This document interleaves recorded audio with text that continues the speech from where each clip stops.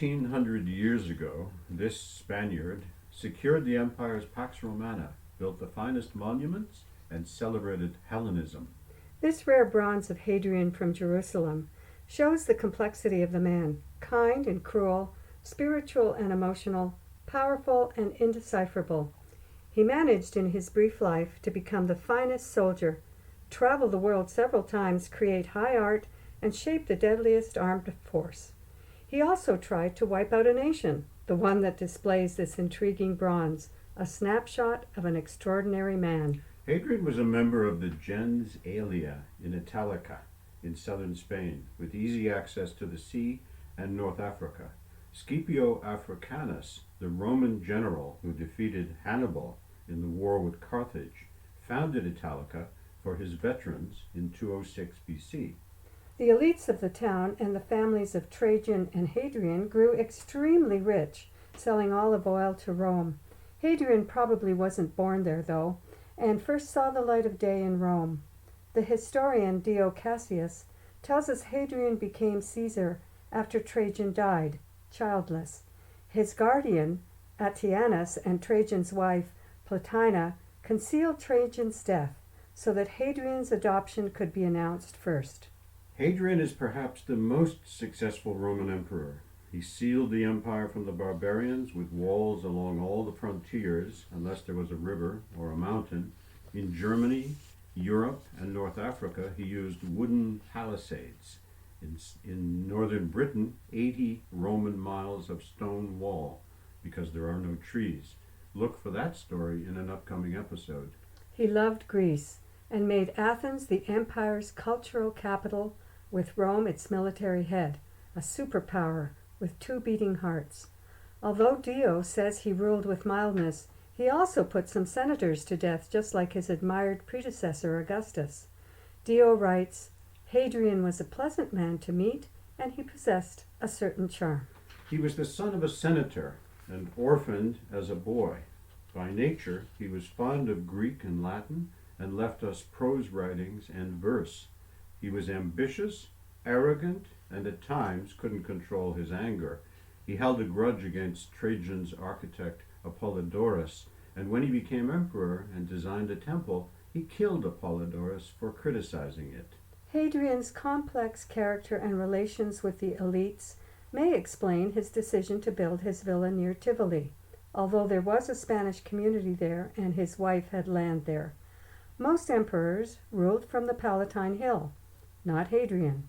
His villa is really a center of government, built on 300 acres of land. From 128 until the end, he governed from here with a large court. Rome, only 18 miles away, was easily reached by travel or post. For most of his reign, Hadrian kept his legions strictly disciplined and lived and traveled with them more than any other emperor, so he was absent from Rome a lot. He traveled many times throughout the vast empire and gave cities gifts, a water supply, harbors, food, public works, money, and honors. He often bathed in the public baths, and once, seeing a veteran rubbing his back against the wall, he asked why, and the man said, "Because I have no slave." Hadrian gave him some slaves and the cost of their maintenance. Later, when he saw a number of old men rubbing themselves for the same reason, he ordered them to rub one another. He sometimes held court in the Pantheon, the temple he rebuilt for all the gods.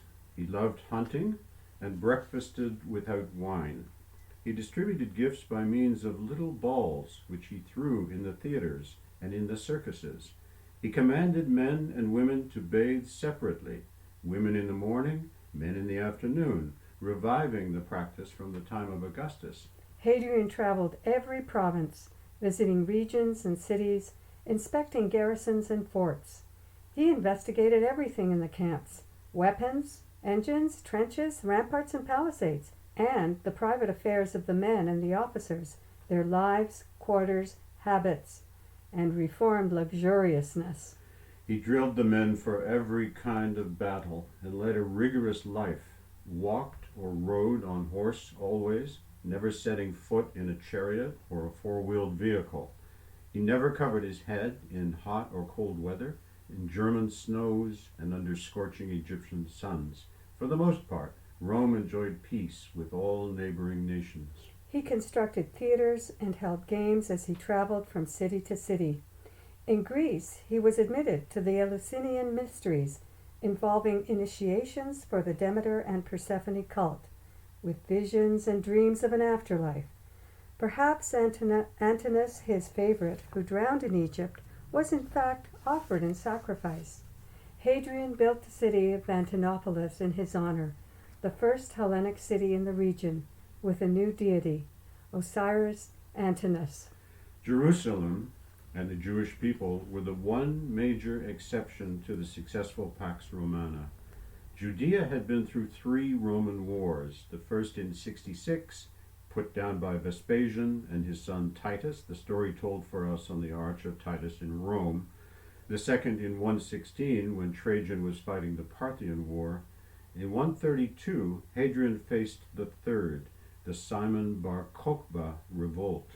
Jerusalem had been razed to the ground, and Hadrian built a new city, Aelia Capitolina, for the gens Aelia in Italica.